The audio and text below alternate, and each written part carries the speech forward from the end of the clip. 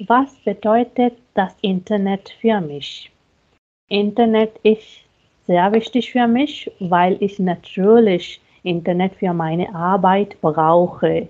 Ich unterrichte Deutsch online und dafür muss man Internetverbindung haben. Das heißt, dass Internet für mich sehr, sehr wichtig ist. Und wie lange täglich benutze ich Internet? Das ist eine gute Frage. Ich brauche ungefähr, also ich habe Deutschunterricht 5 bis 6 Stunden und sonst muss ich auch schriftliche Aufgaben von meinen Studenten und Studentinnen korrigieren. Dafür sitze ich natürlich auch am Computer oder am Laptop. Also das ist ungefähr 8 bis 9 Stunden sitze ich jeden Tag am Computer und benutze dafür natürlich Internet.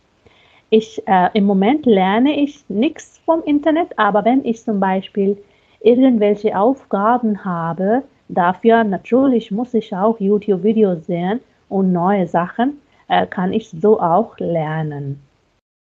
Ich kaufe auch sehr gerne online ein und normalerweise kaufe ich asiatische Produkte wie zum Beispiel Mehl, Reis, Gewürze und asiatische Gemüse- und Obstvarianten. Die kann ich normalerweise im Internet finden und natürlich manchmal bekommt man auch Rabatt und gute Angebote.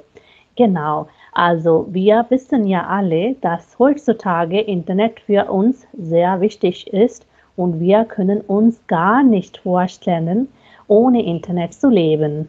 Das war alles. Dankeschön.